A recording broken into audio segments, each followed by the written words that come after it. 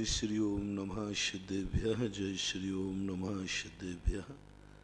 जय श्री ओम नमः सिद्धेभ्यः। सर्वमंगलमांगल्यं सर्वकल्याणकारकं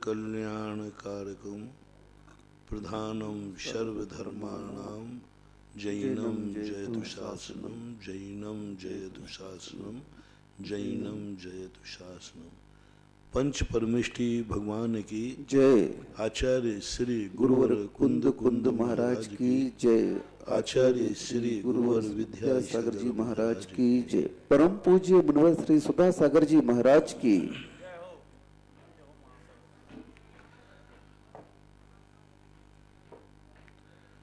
दुनिया में रहने वाले व्यक्ति के लिए अपनी जिंदगी को दो रूप में ढालना होगा।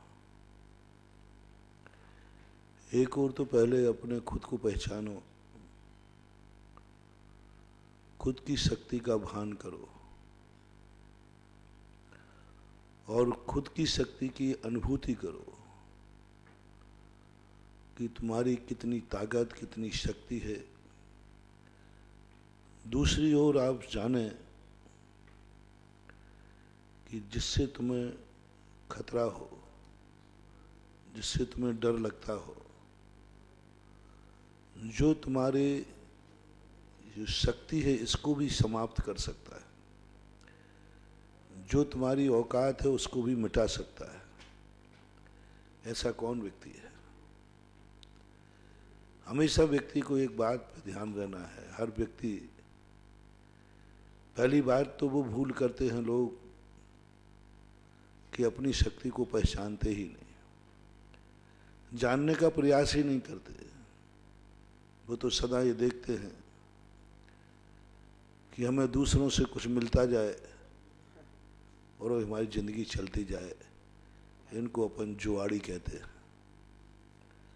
सुआरी, शराबी, भिखारी, अकर्मण्ड, निष्कम्मा, जिनके पास उनको थोड़ा भी ज्ञान, सोचने में भी नहीं आता कि मेरे पास 1 रुपये कमाने की शक्ति है तो 1 रुपया तो कमावे, लेकिन कमाने की 100 रुपये की शक्ति है और एक भी नहीं कमाते। कई लोगों को तो भिखारी बनने का शौक होता है। उनकी काया अच्छी थी, उनका स्वास्थ्य अच्छा था, कर सकते थे, लेकिन फिर भी वो बताते हैं, आप लोगों के द्वारा सुनते हैं कि वो हाथ पैर तोड़ करके भिखारी बन जाते हैं। कई लोग उनके हाथ पैर तोड़ देते हैं। उनसे मजदूरी भी कराई जा सकती थी, लेकिन मजदूरी ना करा के भीख मंगवाते हैं। कई लोग इतने समर्थ होते हैं कि अपनी जिंदगी चला सकते हैं, फिर भी डाकू बन जाते हैं। डाकू जितने भी बनते हैं वे सब समर्थ होते हैं, लेकिन वे अपनी शक्ति का जो उपयोग है वो कमाने में नहीं लगाते, अपनी योग्यता का प्रकट नहीं करते। वो कहते हम क्यों कमाएं, हम तो दूसरे की कमाई को उठा के लाएंगे। डाकू बन जाते। 2 प्रकार के डाकू हैं। एक वो डाकू भी हैं, उनकी मैं बात नहीं कह रहा हूं, जो मजबूरी में बने हैं, जो परेशान होके बने, जो दुखी होके बने। मैं उन डाकुओं की बात कर रहा हूं जिनको बनना जरूरी नहीं था, लेकिन कई लोगों को शौक हो जाता है दूसरे की वस्तु को हड़पने का, तो वे डाकू बन जाते हैं। जो आदतन अपराधी बन गए, उनको अब क्या करेंगे, उनका भाव है, उनको कोई जरूरी नहीं है। ऐसे ऐसे लोगों में चोरी करने की आदत हो जाती है जिनके घर में सब कुछ होता है, सब कुछ होता है, करोड़पति, धन दौलत सब है, फिर भी चोरी की आदत पड़ जाती है। उनको ऐसा परिणाम हो जाता है। कई ऐसे निकम्बे होते हैं जो जुआड़ी बन जाते हैं। वो कमाना नहीं जानते, वो कमाना नहीं चाहते।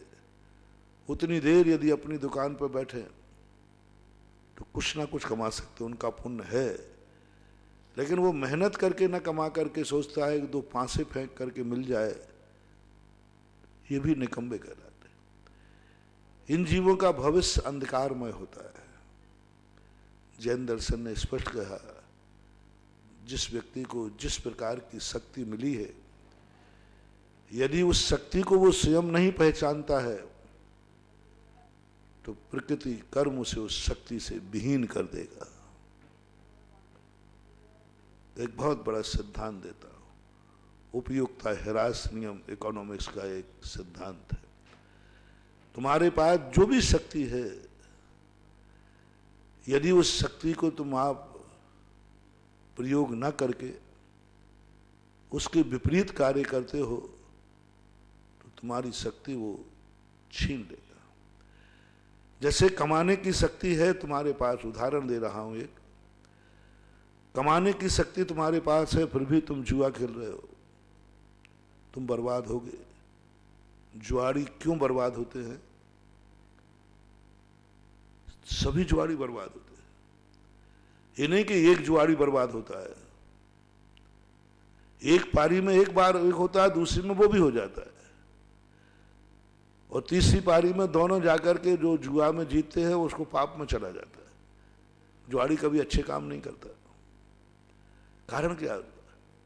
मैंने सोचा कर्म सिद्धांत क्या है। जुआरी आज तक कभी जिंदगी भर कोई सफल नहीं हो पाए, उसका खुद का अभिशाप। क्योंकि जुआरी है बहुत अकलवान होते हैं, बुद्धिमान होते हैं, बहुत अच्छी तरह कमा सकते हैं, लेकिन वो कमाते नहीं हैं। वो जितनी एनर्जी दाव में लगाते हैं, ताश की पत्ती पे लगाते हैं, उतनी एनर्जी यदि वो अपने धंधे पे लगाए, अपने व्यापार पे लगाए, तो पूरी जिंदगी भर क्या अपनी पीढ़ी को भी करोड़पति बना के जा सकते हैं। मैं एक बहुत बड़ी चीज कह रहा हूं, प्रैक्टिकल करना। सारे जुआरी मात्र 1 साल के लिए जुआ छोड़ दें, और जितना दिमाग तुम पासे फेंकने में लगाते हो, ताश के पत्तों में लगाते हो, बहुत माइंड रहता है इनके पास, बहुत माइंड,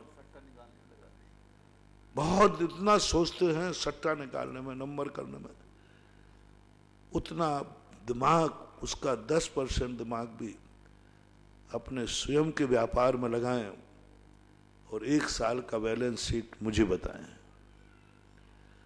सारे डाकुओं से मेरा कहना है, जितना तुम डाका डालने में दिन रात मेहनत करते हो, पसीना बहाते हो, डाकू बहुत पसीना बहाता है, बहुत मेहनत करता है, उसके पास ताकत बहुत होती है, जंगलों में भागता है। जितना तुम डाका डालने में मेहनत कर रहे हो, इतनी ही मेहनत यदि आप अपने ईमानदारी से मजदूरी भी करने में लग जाओ तो आप डाके से भी, डाका तो संपत्ति तो तुम्हें विनाश करेगी। आज तक कोई भी डाकू सेठ नहीं बन पाया, तो आप सेठ बन सकते हैं, साहूकार बन सकते हैं। जितने भिखारी ये भीख मांगने की तरफ बढ़ते हैं, यदि वो विकलांग होकर के भी, पैर नहीं है तो हाथों का कार्य करें, हाथ नहीं है तो पैरों का कार्य करें, जितना है उतना कुछ तो करें, कुछ करें, कुछ करें। 1 रुपए का करें, कुछ 1 घंटे करें, अपनी खुद की पूंजी कुछ तो मिलाओ उसमें। मैं भिखारियों का विरोधी नहीं हूं, भिखारियों का दुश्मन नहीं हूं। भीख मांगना चाहिए, लेकिन पूरी भीख नहीं मांगना चाहिए। कुछ तो अपनी कमाई का हो। मान लीजिए आपका 10 रुपए का खर्च है, 100 रुपए का खर्च है, तो 10 रुपए तो तुम्हारा खुद का हो और 90 रुपये भीख में ले लेना। 90 रुपये भीख में लेना। बहुत गरीब लोग मेरे पास कई बार आते हैं, बीमार भी आते हैं, परेशान भी आते हैं, फीस देने के लिए भी, पढ़ाई के लिए नहीं होता। तो मेरे भक्त लोग कई बार आते हैं तो वो कहते हैं, महाराज जी ये क्यों परेशान है, हमारी तरफ से इसकी सहायता करो। मैंने कहा रुको, इसका नाश मत करो। मैं पूछता हूं, बेटा ये बताओ तुम्हारी खुद की ताकत कितनी है? तुम कितना लगा सकते हो? बीमार हुए हो ना, तुम्हारे पास कितनी है दवाई देने की ताकत? कितने का खर्च है? बोले लाख रुपए का। मैंने कि तुम्हारी ताकत कितनी है? बोले महाराज 25,000 रुपया है। तुम पढ़ाई के लिए हो, तुम्हारे पिताजी ने बच्चे को पैदा किया है, तो बच्चे के लिए पढ़ाने के लिए तुम्हारे पास कितना है? वो कहता महाराज मेरे पास इतना है। मैंने कि बस ये ईमानदार आदमी है, इसको सहायता करो, इसको सहायता करो, तुम्हारा धन का सदुपयोग होगा और इसका भी विकास होगा, दिन दूना रात चौगुना बढ़ेगा, क्योंकि उसने अपनी पूरी ताकत लगा दी। पूरा भीख मांग के मत खाओ, कम से कम कुछ तो अपनी ताकत लगाओ, कुछ तो अपने जीवन की कुछ कमाई उसमें रखो, 1 रुपया सही, और 1 रुपया में फिर जाकर के दुनिया से कहो, क्योंकि अपनी शक्ति की 1 रुपया है तो 1 रुपया कमाओ। डाकुओं से मेरा कहना है, चलो तुम डाका डालते हो तो डालो, कुछ तो कमाओ, तुम कुछ तो कमाओ। 15 दिन डाका डालो, 15 दिन तो कमाओ, एक कुछ अपनी शक्ति तो लगाओ डाका में, फिर बाद में कहो साहब मैं करता क्या, मर रहा था इसलिए मैंने डाका डाल दिया। जुआरियों से कहना है कुछ कमाओ, पहले सारी जिंदगी उसी में मत लगा दो। और ऐसी योग्यता के लिए जैन दर्शन ने स्पष्ट कहा, पहले अपनी द्रव्य दृष्टि को पहचानो, अपनी द्रव्य शक्ति, पहली शक्ति द्रव्य शक्ति, पहली शक्ति योग्यता, पहली शक्ति उपादान शक्ति। तुम्हारे पास कितनी शक्ति है, हर क्षेत्र के, धन में ले लो, धर्म में ले लो। बहुत सारे लोग कह रहे हैं महाराज जी आप धर्म कमाओ, आप धर्म बताओ, आप कराओ, पंच बन भक्तांबर विधान कराओ, भक्तांबर पढ़ाओ, मंत्र दो। मैं कहता हूं नहीं दूंगा, क्योंकि मैं तुम्हें निकम्मा नहीं बनाना चाहता हूं। मैं कह रहा हूं तुम तो खुद तो अपनी शक्ति दिखाओ पहले। हर धर्मात्मा पर जब संकट आया है, किसी भी धर्मात्मा के लिए शुरुआत में धर्म ने कभी सहायता नहीं की। मैंने जितनी कथाएं पढ़ी हैं, एक भी कथा में धर्म में शुरू में नहीं आया, ऐसा एक भी धर्म नहीं आया जिसने शुरू में आकर के अपने भक्त को संकट ही नहीं आने दिया गया, संकट ही नहीं आने दिया गया। जितने भी भक्त थे उन सब पर संकट आया, जम के आया। धर्म देखता रहा, धर्मात्मा थी, उन्होंने कहा अभी नहीं, अभी इसको देखने दो, इसकी खुद की औकात कितनी है, इसे खुद का समर्थ कितना है, इसका खुद का साहस कितना है, ये कितनी अपनी द्रव्य शक्ति लेके आया है। गुरु कृपांक अच्छे पढ़ने वाले को नहीं दिए जाते। गुरु कृपांक पहले तुम लाओ, कितने लाते हो, तुम पढ़ो, तुम्हारी शक्ति लाओ, तुम्हारे पास कितना ला सकते हो लाओ, फिर 10 नंबर तक गुरु की कृपा से मिल जाएंगे। हम तो 100 नंबर ही गुरु की कृपा से चाहते कि महाराज जी आप तो गुरु जी पास कर दो। एक व्यक्ति ने एक कॉपी में 1000 का नोट रख दिया, बोले गुरु जी ये नोट है, आप तो पास कर देना, और चाहिए हो तो बता देना। नंबर भी सब कुछ उसमें लिख दिया। तो ऐसी स्थिति में कैसे काम चलेगा? पहले अपनी शक्ति दिखाओ, धर्मात्मा को देखो, जितनी देखो। सेठ सुदर्शन एक बहुत बड़ा धर्मात्मा जीव था, बहुत धर्मात्मा, उसकी कथाएं साथ में, लेकिन शुरू से धर्मात्मा था, बचपन से धर्मात्मा था, लेकिन कोई धर्म ने कोई सहायता नहीं की। धर्म ने कहा लड़ने दो। चाणक्य अपने शिष्य चंद्रगुप्त को पिटवाता, जम के पिटवाता था, जम के उसकी बुरी हालत करता था, और वो खड़ा खड़ा देखता रहता था। चंद्रगुप्त कई बार अपने गुरु पर संदेह किया कि तू गुरु नहीं है, तू मेरा दुश्मन है, सामने खड़ा था और मैं पिट रहा था, मेरी क्या दुर्दशा हो रही थी। बहुत पिटवाया, युद्ध में झोंक देता था सीधा, और पूरे शरीर को हाथ पैर तोड़वा देता था। चाणक्य का और चंद्रगुप्त का पूरा जीवन पढ़ो। पहाड़ पे से धक्का दे देता था, खुद गुरु पढ़ाते पढ़ाते धक्का दे देता था,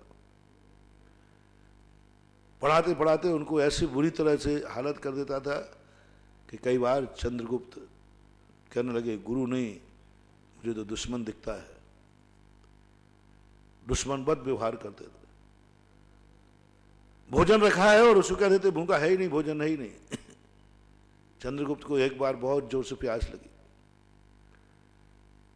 और चाणक्य ने समझा कि ये प्यासा है और बहुत लड़खड़ा रहा है।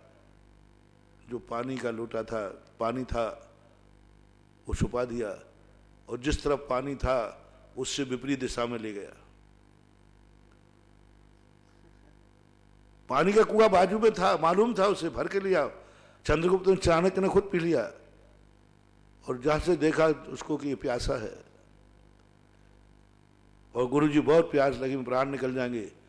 गुरु ने कुआं के विपरीत दिशा में जंगल की तरफ ले गया जहां दूर दूर तक पानी नहीं था। बोले शिष्य यहां तो पानी नहीं और चलो। तड़प रहा है प्यास के कारण, ऐसा तड़प रहा है कि गिर गया। गुरु ने कोई सहायता नहीं की, आगे बढ़ गए।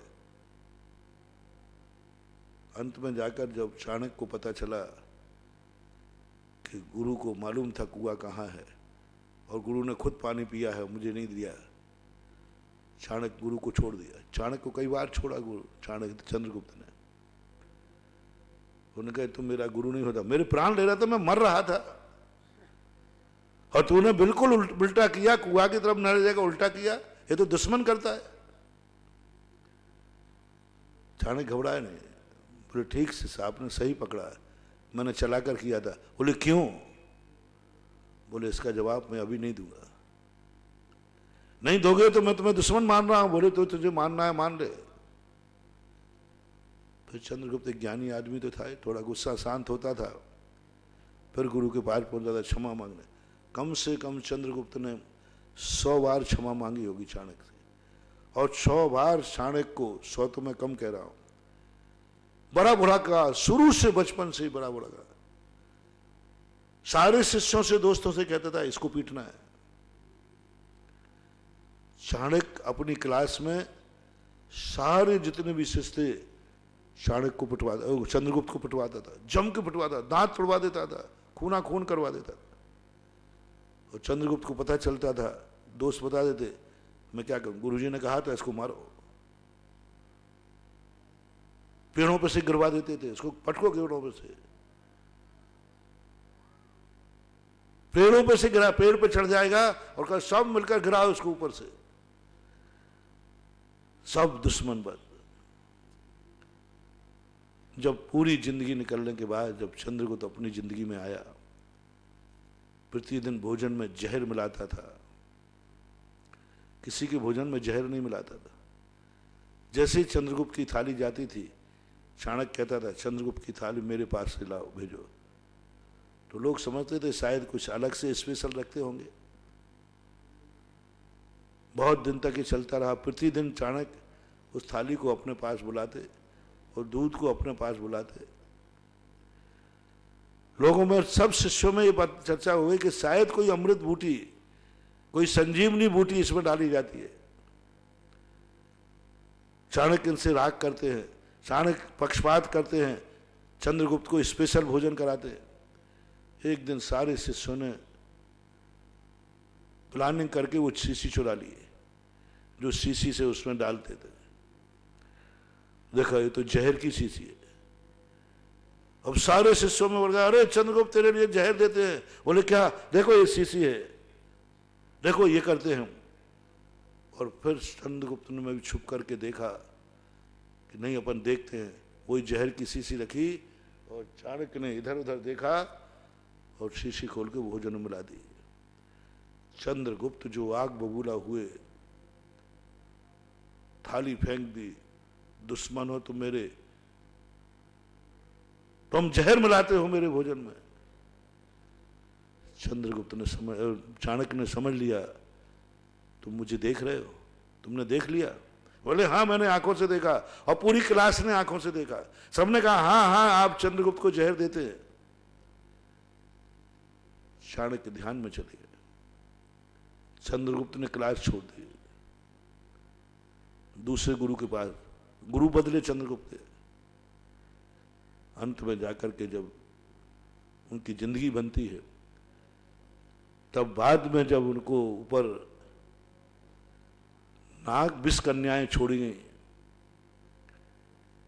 एक दिन चंद्रगुप्त गुरु को छोड़ करके भागे और नंद को पता चला कि चंद्रगुप्त भाग गए हैं गुरु के पास से। वो चाहते ही थे कि ये चाणक्य इनकी जिंदगी से हटे, फिर चंद्रगुप्त को निपटा दूंगा। चंद्रगुप्त को एक विष कन्या दे दी और विष कन्या के साथ उनको रहा। तो चंद्रगुप्त को पता चला वो मरे नहीं, बच गए। बोले मैं बच क्यों गया? तो एक वैद्य थे उनके, उन्होंने कहा तुम्हारे शरीर में जहर है इसलिए तुम बच गए। बोले मेरे शरीर में जहर कहां से आया? बोले तुम कितने दिनों से जहर पान कर रहे हो? बोले मेरे गुरु पता नहीं कितने दिन से दे रहे हैं। बोले इसलिए तुम बच गए। चंद्रगुप्त दौड़ा, गुरु के चरणों में गिरा, गुरु महाराज माफ करना, आज यदि आपने जहर नहीं दिया होता प्रतिदिन तो आज मेरी लाश होती। चाणक्य ने कुछ नहीं कहा, कुछ नहीं कहा, अभी कुछ नहीं कहा। उन्होंने कहा तुम देखते जाओ, सब देखते जाओ। और एक एक चीज पर, मुसीबत पर चाणक्य की हर निर्दयता काम आती थी। और बाद में चंद्रगुप्त आकर समर्पित होकर के फिर उसके बाद अंत में गुरु के सामने उन्होंने कहा आप मुझे मारोगे भी तो भी मैं अब बुरा नहीं मानूंगा, प्राण भी लोगे। तो एक बार वो भी कर दिया, वो भी कर दिया, वो भी कर दिया। एक फांसी का फंदा लगाया और जाकर के उस समय उन्होंने देखा कि गुरु ने उस फांसी के फंदे पर उनको झुला दिया और बोले शिष्य अब तुम मरने वाले हो, भगवान का नाम ले लो और मैं तुम्हें मारूंगा, तुम्हारा फंदा मेरे हाथ में है। चंद्रगुप्त ने एक शब्द कहा मैंने कितना पुण्य किया, आज मैं गुरु के हाथ से मरूंगा। मेरे अभाग्य है, मुझे किसी का नाम नहीं लेना। मैं ये प्रार्थना करता हूं जीवन के अंतिम समय पर कि जब भी मेरा दुनिया में नाम हो मेरा गुरु सदा चाणक्य बने, आप जैसे गुरु बने, मुझे भाग्य है। जैसे ये शब्द सुना, चाणक्य ने उनको सूली से उतार करके गले लगा लिया, फिर उसको अंतरंग शिक्षाएं दी।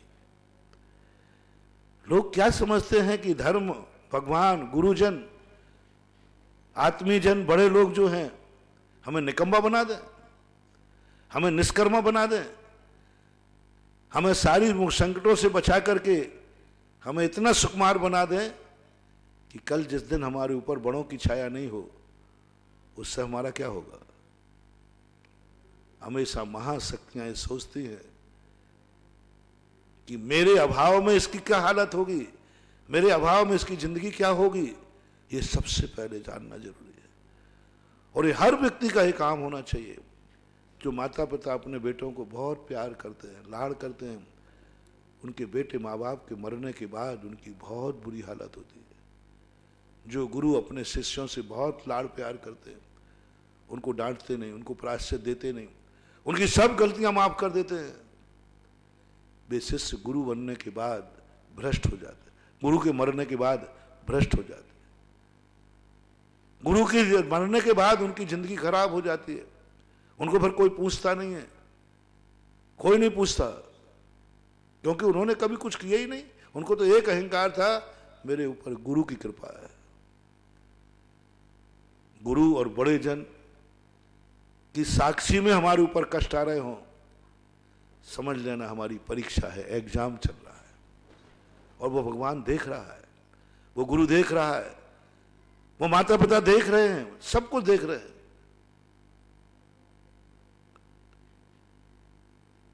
और उस समय स्थिति ऐसी बनी। महाराणा प्रताप के गुरु भी ऐसे ही थे, उनकी जिंदगी में यही थी। महाराणा प्रताप के प्रति इनके इतने निर्दय व्यवहार थे, इतने निर्दय व्यवहार थे कि एक बरसर पढ़ने वाला दहल जाए कि गुरु इतना निर्दय हो सकता है। लेकिन होना ही चाहिए। गुरु को हमेशा निर्दयी होना चाहिए। इसलिए जितनी कथाएं हमने पढ़ी, उनका धर्म उनके प्रति इतना निर्दयी रहा, इतना ही निर्दयी रहा, इतना निर्दयी, इतना कठोर। सुदर्शन सेठ का धर्म जो बचपन से था, जन्मांतरों से था, क्या संकट, एक के बाद एक संकट। राज दरबार में गया, उस समय भी कोई अतिशय नहीं हुआ, सूली तक पहुंच गया, अपमान हो गया, गालियां, सब कुछ हो गया। धर्म कहता है अभी मैं नहीं, मैं दुनिया को दिखाना चाहता हूं कि मेरा भक्त मेरे भरोसे नहीं, मेरा भक्त अपने खुद के भरोसे पे जिंदा रहता है। माता पिता किस बेटे से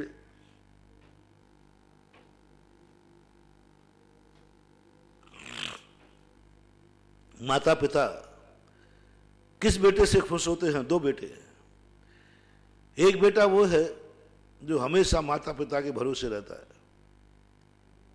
आपके भरोसे, आप खिला दो तो खा लेगा, आप दे दोगे संपत्ति तो ले लेगा। और एक बेटा वो है जो आपके भरोसे नहीं है, अपने पैर पर खड़ा है, 1 रुपया आपकी जरूरत नहीं, बल्कि उल्टा कमा के और देता है। एक तुम्हारी कमाई को लेता है और एक उल्टा कमा के और देता है। इन दोनों में से तुम किस बेटे से ज्यादा अच्छा मानोगे? किस बेटे को? बताइए भाई, लाभू बता भाई, तू बता है। दूसरे नंबर वो तुम्हारा लाडला है, बिल्कुल बहुत अच्छा है, लेकिन वो तुमसे लेता है।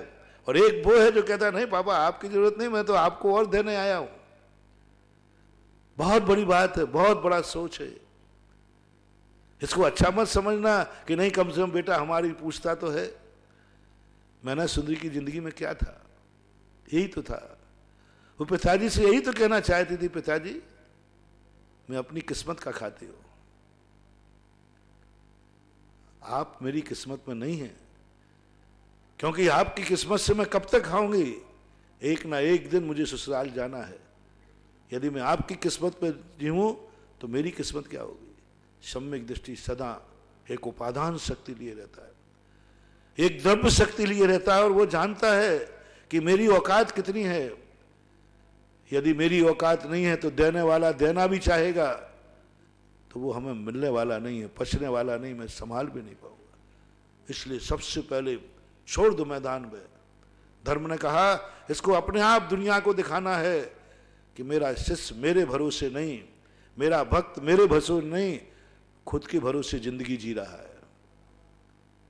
चाणक्य को यह आरोप नहीं सहन था चंद्रगुप्त को कि चंद्रगुप्त चाणक्य के भरोसे जिंदा है। जिस दिन चाणक्य नहीं रहेगा उस दिन चंद्रगुप्त को कोई पूछने वाला नहीं मिलेगा। तो चाणक्य चाहते थे कि कलंक मेरे चंद्रगुप्त के सिर पर से हटना चाहिए, और यह होना चाहिए कि चंद्रगुप्त चाणक्य के बिना भी अपनी जिंदगी जी सकता है, जी सकता है। और हमेशा धर्मात्मा ने यही किया, धर्म ने यही किया।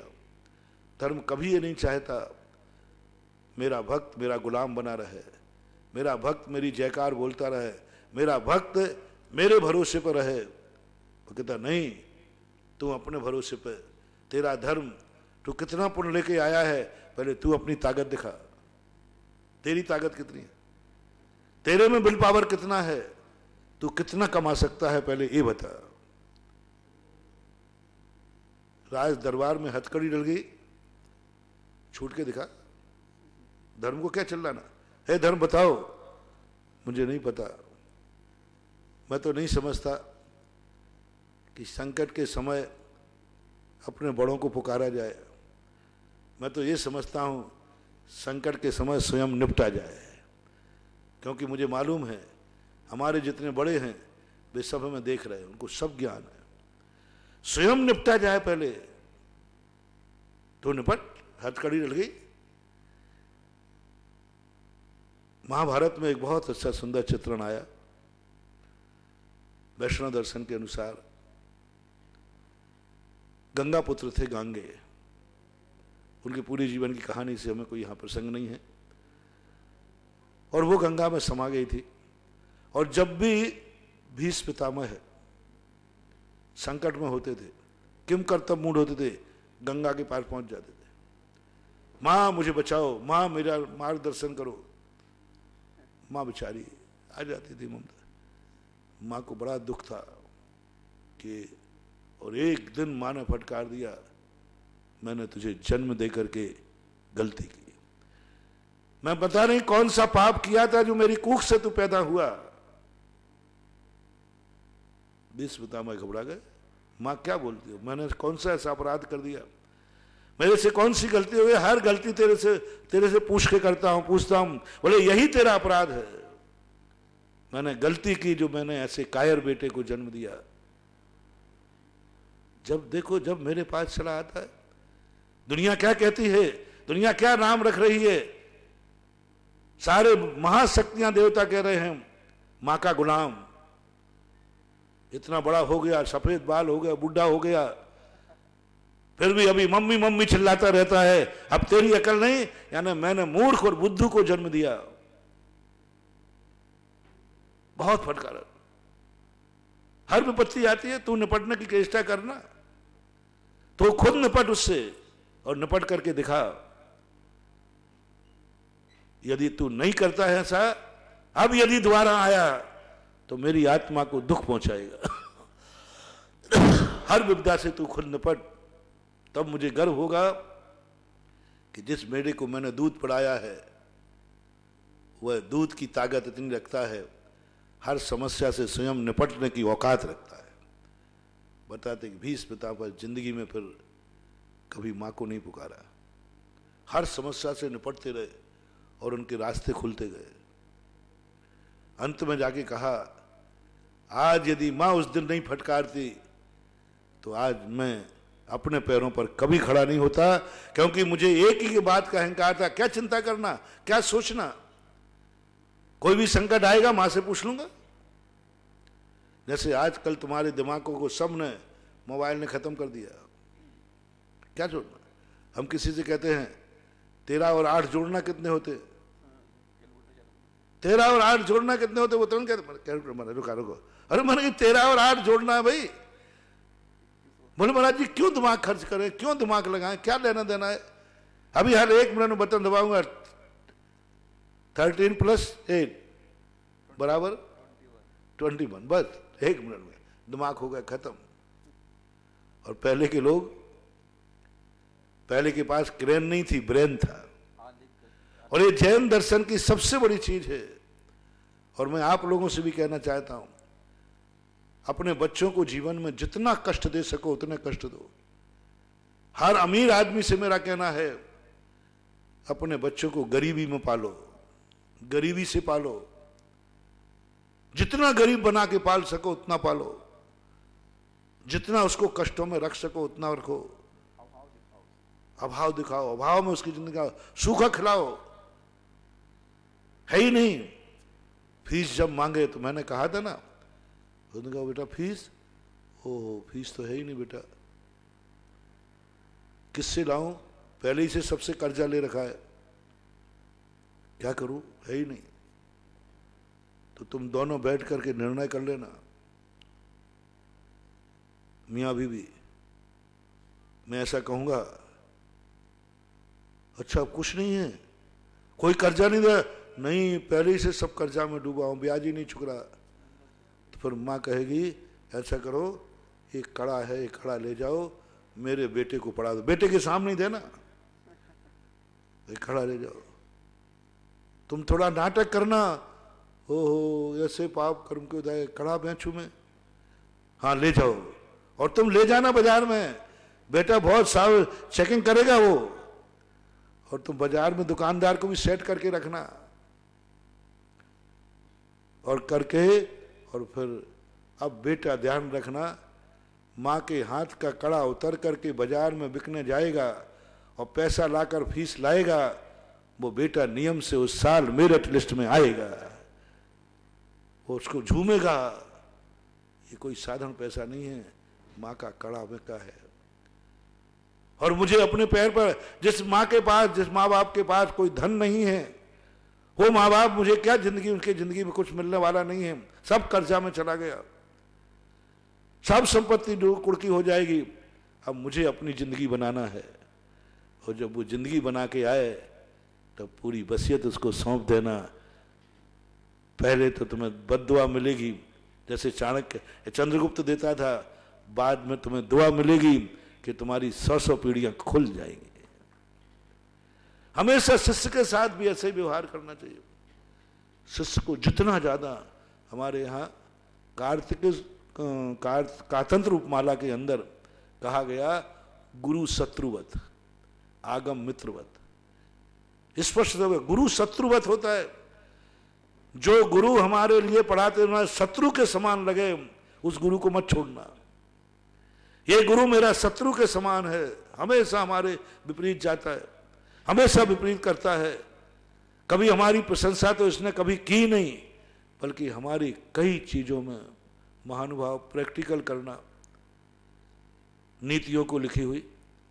यदि तुम्हारे गुरु ने तुम्हारे साथ बहुत बुरा व्यवहार किया हो, तुम्हारी हमेशा निंदा की हो, हमेशा तुम्हें गिराने का प्रयास किया हो, हमेशा तुम्हें पिटवाने का प्रयास किया हो, हमेशा तुम्हारी उपेक्षा की हो, तुम्हें फूटी आंख से भी नहीं देखना पसंद किया हो, समझ लेना आप बहुत महान बनेंगे, आप बहुत ऊंचे उठेंगे। ये गुरु की शत्रुता नहीं है, ये गुरु का सच्चा स्वरूप है, सच्चा स्वरूप है। और आप देख लेना दुनिया में, एकलव्य की बात मैंने कही थी ना, एकलव्य के साथ इतना महान क्यों बन गया, शत्रुवत व्यवहार किया। वो तो साक्षात शत्रुवत था, यहां तो बनावटी शत्रु की बात कर रहा हूं, वो तो साक्षात था। गुरु की कभी आशीर्वाद मत लेना, गुरु से कभी प्रशंसा सुनने का प्रयास मत करना, गुरु से कभी सफलता का नहीं सुनना। जब गुरु कहने लग जाए तुम्हारी प्रशंसा में, तुम रो पड़ना, तुम्हारे बुरे दिन आने वाले हैं। गुरु जब प्रशंसा करने लग जाए, गुरु आशीर्वाद देने लग जाए, समझ लेना अब गुरु ने हमें मिटाने की सोच ली है, गुरु ने हमें बर्बाद करने की छोड़ दी है। तभी तो गुरु ने शाबाशी देना शुरू कर दी। सच्चा गुरु जब तक तुम्हें पीट रहा है, मार रहा है, तुम्हारी विपरीत जा रहा है, हर कार्य को नकार रहा है, समझना तुम्हारा विकास के सोपान खुल रहे हैं। और जिन जिन गुरुओं ने जिन जिन शिक्षकों के साथ कठोर व्यवहार किए, आज उनके दुनिया में नाम स्वर्णांकित है। और जिन जिन लोगों के साथ गुरुओं ने प्रेम और प्यार का नाम दिया, आज शिष्य धराशायी है, उनको कोई पूछने वाला नहीं। ऐसा ही धर्म करता है। जहां जहां धर्म ने शुरुआत में अपन को पवारा कर दिया, उनके नामों निशान मिट गए, कोई पूछने वाला नहीं, कुछ नहीं करने वाला, कोई नाम नहीं लेता। देखो रावण का धर्म, रावण के संकट आने के पहले ही उसका धर्म, उसका पुण्य काम आता था, बर्बाद हो गया, मिट गया, नरकों में चला गया। और जिनके धर्म शुरू में काम नहीं आए, निपट अपनी तरफ से सुदर्शन से कह दिया, हथकड़ी डली है रेल में, राजा के सामने खड़े हैं, धर्म देख रहा है, अभी भी धर्म है, लेकिन कोई नहीं बचा रहा है। धारवन में जाकर कोई पूछने वाला नहीं, कुछ नहीं। सूली चढ़ने लगी, लोगों ने कह दिया पापी, सब कहलवा दिया, और धर्म सुन रहा है। सेठ सुदर्शन भी बहुत गजब के धर्मात्मा थे, उन्होंने एक बार भी नहीं कहा भगवान मुझ जैसे धर्मात्मा पर इतना संकट, मैंने तो जन्म से कोई पाप ही नहीं किया, जन्मांतरों से नहीं किया। नहीं, वो भी कहने लगे नहीं, मेरे घट में जब तक प्राण है, इस संकट को मैं अपने बल पर सहन करूंगा, मैं सहन करूंगा, मैं निपटूंगा इससे, मेरे में कितनी क्षमता है। अंत में सुदर्शन सेठ ने धर्म को बुलाया नहीं, धर्म ने आकर के उसको सूली को सिंहासन कर दिया। यही रामचंद्र जी की दशा देख लो। धर्म तो कभी आ सकता था, धर्म को पहले ही आना था, जब क्या कहीं निकाल रही थी, तब धर्म को वहीं चमत्कार दिखाना चाहिए थे। उन्होंने कहा नहीं, मैं देखना चाहता हूं मेरा शिष्य कितना सहिष्णु है, इस राज्य के भरोसे पर बैठा है या दुख और दुख में समता भावी है। संकटों पर संकट आते गए, अंत में जब संकट की चरम सीमा आई, जब शिष्य ने मरने की ठान ली, धर्मात्मा जब मरने को निश्चित कर दिया, घोषणा कर दी, उसके पहले नहीं, उसके पहले तो कोई सहायता करने नहीं आया रामचंद्र जी का। संकट पे संकट आते गए, अंत में जब घोषणा कर दी कि कल सुबह मैं मरण को प्राप्त हो जाऊंगा, तब धर्म ने कहा, हे धर्मात्मा, तेरी परीक्षा थी, अब जब तू मर ही रहा है तो ले, मैं तुझे मरने नहीं दूंगा, क्योंकि तू मेरा प्यारा धर्मात्मा है। जो कुछ हुआ वो सब हुआ। ऐसे ही महानुभाव, घबराओ मत, ये परीक्षा की घड़ी। लोग कहते हैं महाराज जी आप कुछ करिए, नहीं, आप जूझिए, धर्म आएगा, धर्म आएगा, चिंता मत करना। मैंने कह दिया है, पहले आप अपने आप की योग्यता कितनी है, आप में कितनी ताकत है, आपका पुण्य कितना है, आप अपने पुण्य को देखिए। आप अपने बल पर कितने सुरक्षित रह सकते हैं, आप अपने तरीके से कितने सुरक्षित रह सकते हैं, आप अपना तरीका अपनाइए। आपके पास कितनी ताकत है, आपके पास कितना विल पावर है। आज द्रव्य पुण्यात्मा, पुण्य तुम्हारा कितना तुम पुण्य लेके आए हो, आज अपनी कमाई पे काम करो, जूझो इससे। आपके पास कितनी भक्ति है, आपके पास कितनी ताकत है, जिंदगी में आपने कितना धर्म किया है, पुण्य का संचय किया है। आज अपनी शक्ति की ताकत लगाओ, दुनिया में लाओ, और अपने पुण्य को दांव पे लगाओ। इस महामारी संकट के समय हर व्यक्ति का है, मेरे अपने पुण्य आज मैं अपने दांव पे लगाता हूं, अपने बल पर। और घोषणा कर सको तो करो कि मैं अपनी पुनर से, अपनी ताकत से इस बीमारी से लड़ूंगा। अभी जल्दी भगवान नहीं, जल्दी गुरु नहीं, जल्दी धर्म नहीं, अभी तो पुरानी कमाई निकालो, लोन बाद में लेंगे, पहले जो रखा है वो तो खर्च करो, जो रखा है पहले वो तो खर्च करो। लोन नहीं लेना अभी, गुरु कृपांग नहीं लेना अभी। पहले हर जैनी अपनी तंगात को ये वाक्य घोषणा करे कि मैंने जिंदगी में इतना पुण्य किया है, ये महामारी बीमारी मेरा वाल वाका नहीं कर पाएगी। पहली अपनी ताकत लगाओ, फिर दूसरी ताकत अपनी हुनर लगाओ। मैं इतना सावधान हूं महाराज, अभी मेरी सरकार में ताकत है, मेरे कानून में ताकत है, कानून मुझे बचा रहा है। सरकार मुझे कह रही है अभी आप नरेंद्र मोदी से बचिए, नरेंद्र मोदी जो कह रहे हैं उसको अपनाइए, और जो कह रहे हैं उनको कहिए। आपका प्रधानमंत्री कह रहा है अभी हम लोगों को जल्दी दाव पे मत लगाओ, अभी तो आप सेकंड नंबर, पहला आप खुद अपने आप में अनुशासित होइए, खुद विवेक कीजिए, अपनी बुद्धि से स्वयं करिए और कहिए जब मैं खुद अपने आप में समर्थ हूं, इस बीमारी से बचने की ताकत मेरे में है, तो बचिए। सबसे अच्छा व्यक्ति कौन? जो स्वयं ये घोषणा करे कि मेरे पास इतनी हुनर है, मेरे पास इतनी कला है, मेरे पास इतनी शक्ति है कि मैं कोरोना से बच सकता हूं। बचाइए, बचिए, बचिए। तुम्हें क्या तरीका, सोचिए 5 मिनट बैठ करके, ऐसी कौन सी ताकत तुम्हारे पास है जो तुम्हें कोरोना से बचा सकती है? कौन सा अनुशासन है? आप स्वयं सोचें, स्वयं विचार करें। उसके लिए आप कोरोना का नेचर समझें, कोरोना का स्वभाव समझें। आप टीवी देख रहे हैं तो सबसे पहले समझें कोरोना का नेचर कैसा है, दुश्मन का नेचर कैसा है। जो मैंने कहा था, जो दुश्मन तुम्हारे दो शक्ति कहने कही थी, एक अपनी शक्ति पहचानो और अपने आप को पावर, फिर आपको दूसरी शक्ति पहचानना है कि दुश्मन, वो दुश्मन को पहचानना है जो मुझसे शक्ति को भी खा जाएगा, मेरी कमाई को लूट लेगा। एक तो अपन को कमाने की कला सीखना है, दूसरा लुटेरे से बचना है। कई लोग कमा लगे, अंधे पीछे और कुत्ते खाए।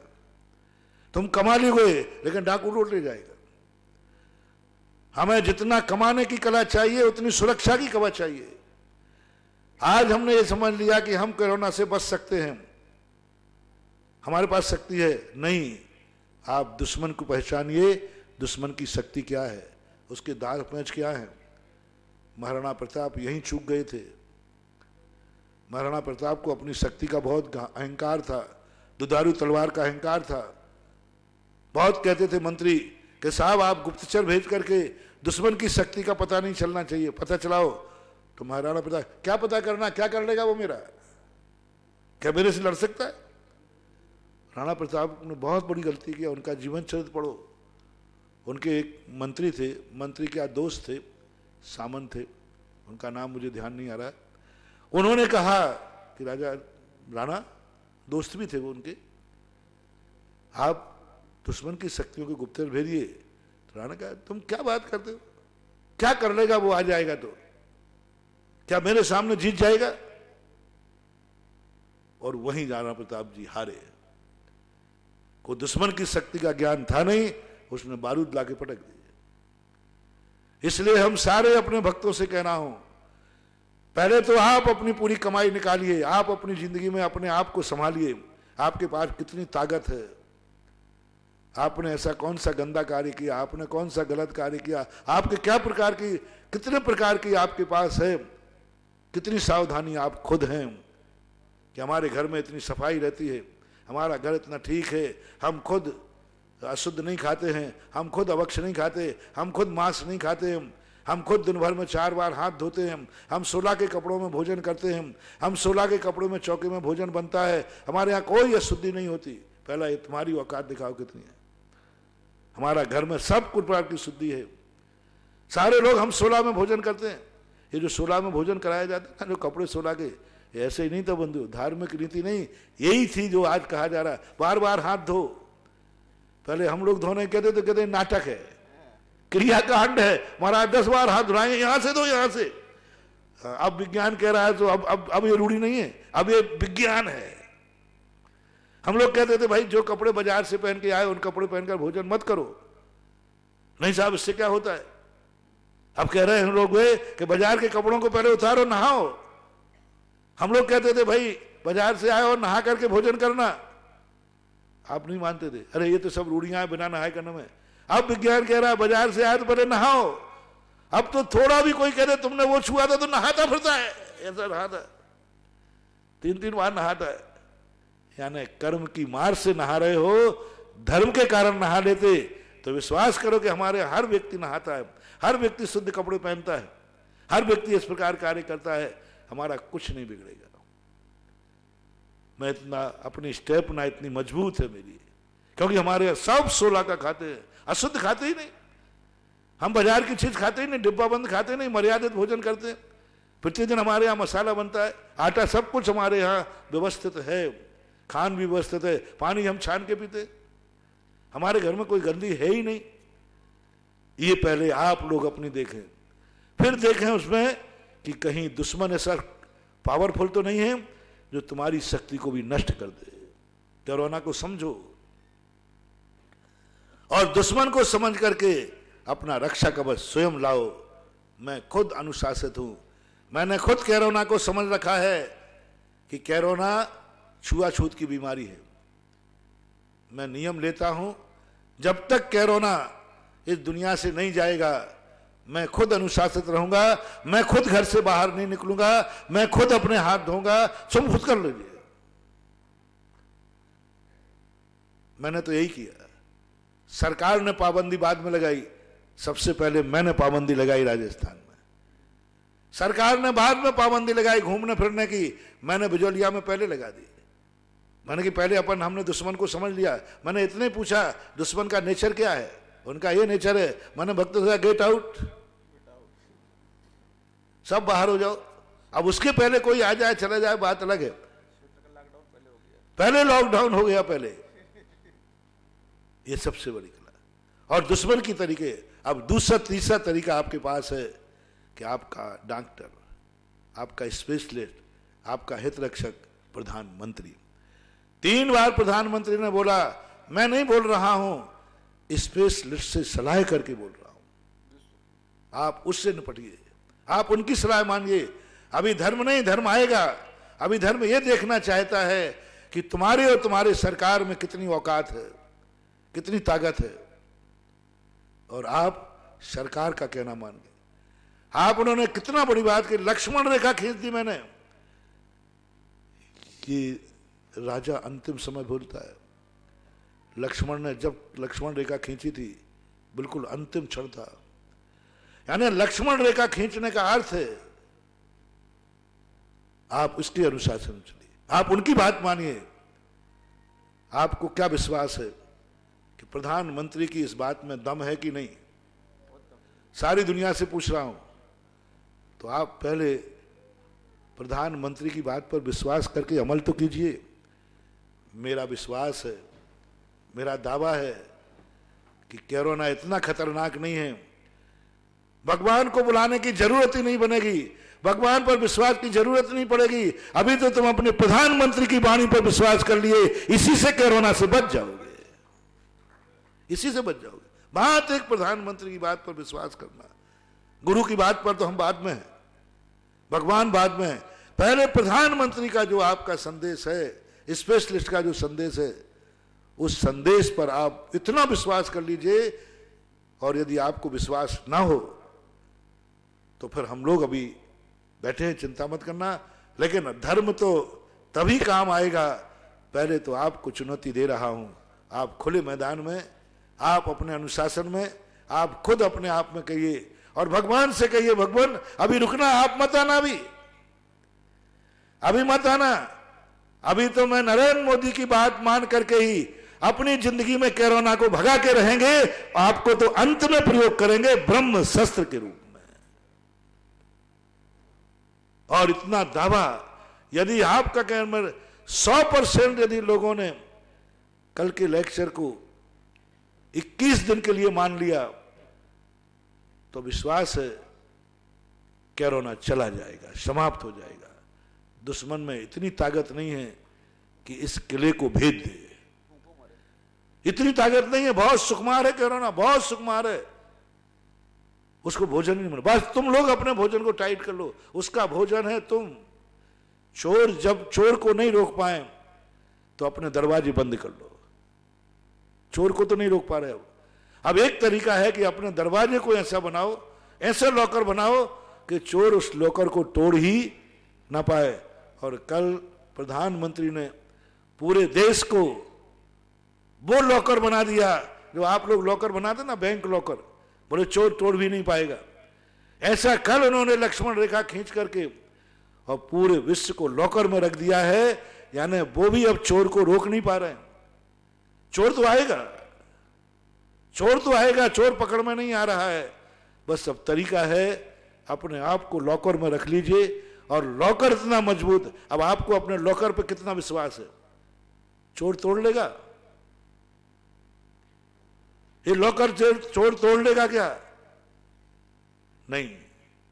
आप इतना मजबूत लॉकर है, मुझे नहीं लगता है कि जो लॉकर कल लगा है उसको कोई कोरोना जैसा चोर डाकू तोड़ पाएगा। हाँ, तुम जब ही लुटोगे जब सीता लक्ष्मण रेखा के बाहर आएगी। तुम जब ही लुटोगे जब घर से बाहर निकलोगे तो कोरोना रूपा रावण लूट के ले जाएगा, फिर तुम कुछ भी नहीं कर पाओगे। फिर लगेंगे 6 महीने और लक्ष्मण रेखा के अंदर रहोगे तो रावण की मजाल नहीं है कि वो अंदर प्रवेश कर जाए। इसको अपन ध्यान रखें।